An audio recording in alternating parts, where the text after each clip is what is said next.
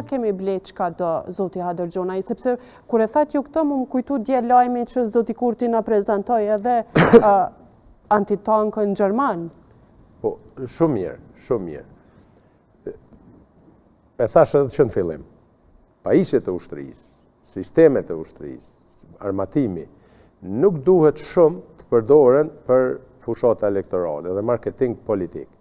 Një zyrtar serios, po na kemi mangësi se për pozitat qeverise dhe institucionale, se cili merë përgjësit ministrit, po dhe deputetet, do duhet të kalonin në një kurs të sigurisë dhe të imsonin disa regula bazike. Cilat janë atë? Të cilat janë, se nuk flitet qka kem ble, qfar kalibra shkem ble, sasin qa kem ble. Na mund flasim se për ata jemi këtu, ne jemi duke kry detyrën, edhe kryeministri, edhe ministrat, janë me kry detyrën të cilën ja parashikon ligji. Ligji ja u ka parapo dhe plani që janë zhvillim me i pajis ushtrinë, me faza ashtu si qartë. E jo të jashtë të ofrojsh mundësi bugjetore, të mbështetës procesin, po jo të propagandosh për atë që ndodhë. Qka dëmtohet Kosova, se realisht edhe kjo është diskutu shumë, gjdo armatim e ekspozu gjoja je në një muze të vjetër që kitë drejt të shkosh dhe të shikosh gjitha ato armatime në një ku bota është këgja e ndjeshme në aspektin e sigurisë. Qka është dami Kosovës këtu, kur fqin tonë, që për fat keq fqinin tonë e kemi këgja armek në këtë aspekt, e din sak se qka kemi në ushtrin tonë? Për herë dhe kërcënimi dhe rreziku permanent i Republikës Kosovës është Serbia. Këtë ne duhet asnjëherë ta harrojmë. Por jo do si do, duhet çdo mëngjes ta potencojmë Serbinë, forcat e Serbisë, kapacitetet e Serbisë, shtrirjen e trupave ushtarake apo formacione ushtarake, brez kufitar gjartë 4 baza, pastaj mbajtja në tension dhe në psikoz lufte të qytetarëve se para vitit 3, vitin e kaluar ishte, do të na sulmoj Serbia para vitit 3 plus edhe mas vitit 3. Ka pas konferencë për media. Janë të pa këto deklarata është mungesë e kësaj që thash më herët, se leadershipi dhe njerëzit që miren me përgjegjësi politike dhe institucionale duhet të jenë kujdesshëm në kur është çështja e sigurisë dhe e mbrojtjes së vendit, të jemi kujdesshëm se çfarë deklarojmë. Natyrisht procesit janë, se cili institucion duhet të jetë transparent para qytetarëve të vetë. Sepse gjithçka që blihet me taksat e këtyre qytetarëve, me djersën e tyre, mirë po, edhe mund të ekspozohen në ditë të caktuara pajisjet edhe për qytetarët, janë ditët e hapura të ashtu quajtura. Por niveli politik dhe drejtuesit politik duhet të jenë kujdesshëm edhe për sistemin, edhe për kalibrat, edhe për fuqinë që mund ta kenë, edhe për sasinë. Nuk janë çështje të cilat i bojnë derë as një politikoni, po as një ushtari. Ato janë çështje të ushtrisë dhe do të mbeten aty të ushtria. Detyra jona është ne t'i kemi, t'i sigurojmë, të përgatitemi dhe asnjëherë mos gjindemi të befasuar, siç e thash në fillim, që ne të arrijmë objektiva strategjike që janë mbrojtja e integritetit territorial të Republikës Kosovës.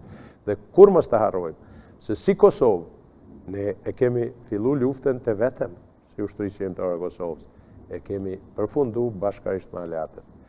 Çdo rrezik potencial ne edhe mund të përballemi në fazat fillestare si forcë e jona apo si Kosovë, po si të vetëm. As Shtetet e Bashkuara të Amerikës si superfuqi, vetëm tregon dikush ku e ka ndërmarrë një operacion luftarak ndaj kudo qoftë shteti përfshi edhe bombardimet e 99 Kosovë si e vetme. As ne s'mundemi si të vetëm të operojmë. Ne duhet të koordinojmë ngushtë me partnerët tonë. Kjo është edhe vizion identitar i lidhjes demokratike të Kosovës që bëron që nga presidenti Rugova, Kosovë e pavarur, ekonomikisht me një ekonomi të zhvilluar e integruar në strukturat euroatlantike dhe në NATO dhe në misit përhershme në Shtetet Bashkuara të Amerikës. Kjo është edhe vizioni i sotshëm politik i yni, strategji besoj edhe të i partive tjera. Këtu duhet punojnë shumë, janë lëndu pak, ligji amerikan që e përmendëm më herët, që është votuar në Shtetet Bashkuara të Amerikës, është për ne shumë pozitiv, po kjo nuk na jep komoditetin që ne tani jemi të qetë dhe gjithka ka përfundu. Këtu do ashta me dalë pikërisht e kjo ligj, por në? Pezullimi i planifikimit të dialogut strategjik nga Shtetet Bashkuara të Amerikës, edhe pse nuk o diskutu shumë këtu në ambientet në politika ditore të Kosovës, është një goditje tepër e rëndë për Kosovën, se aty janë 3 shtylla, shumë të rëndësishme. Është shtylla e diplomacisë, që promovohet që s'ka pësu kur jemi në rregull, është shtylla e zhvillimit ekonomik dhe gjitha aty në fushave tjera, dhe është pikërisht shtylla e mbrojtjes. Dhe kjo nëse pezullohet, ne duhet të punojmë shumë, to se janë lëndu nga pak këto raportet, po si LDK, ne kemë dëshmu besnikrin, jo servilizmin, se shpesher pretendohet që kjo të promovohet si servilizëm i lidhjes demokratike të Kosovës ndaj se cilit ndërkombëtar. Ka pas akuza drejt për drejt nga lëvizjave të vendosje në fakt që partit tjera janë servel ndaj ndërkombëtarëve dhe ne jemi më të qëndrueshëm dhe e dim se çka po dojmë dhe i dim politikat tona. Ju thoni që nuk është servilizëm. Çfarë është kjo? Jo. Është mirënjohje e përjetshme? Jo, ne du të jemi mirënjohës përjetësisht, por partneriteti, dakordimi, koordinimi nuk është servilizëm. Përkundrazi është avantazh për ne. Kur ne kemi mundësi, po sot, kush e ruan Kosovën? Në fakt, kur erdhë në krye zotit Ram për herën e dytë, unë gjallë një farloj dyshimi që mund të tërhiqen trupat Amerikan nga Kosova dhe me njëherë fillun njerëzit të shqetësuan kogja shumë në këtë çështje dhe fillun me mendu që realisht Kosovën e ruajnë me qëtanë Amerikan. Dhe jo vetëm. Fakti është se NATO është prezente në Kosovë.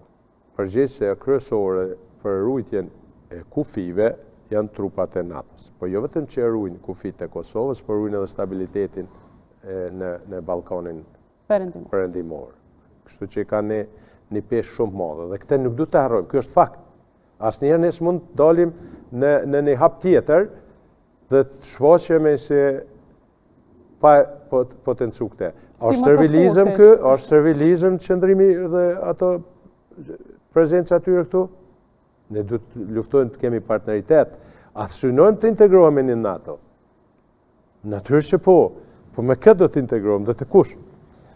Nuk është servilizëm, por gjithsesi, kur on pyeti integriteti territorial dhe sovraniteti i Republikës Kosovës, asnjëherë s'ka ndodhur s'paku deri me tani, edhe jam shumë i bindur se nuk do të ndodhë që amerikanët do të kërkojmë nga ne që ne të jemi aq kushtimisht servil që ta dëmtojmë shtetin tonë.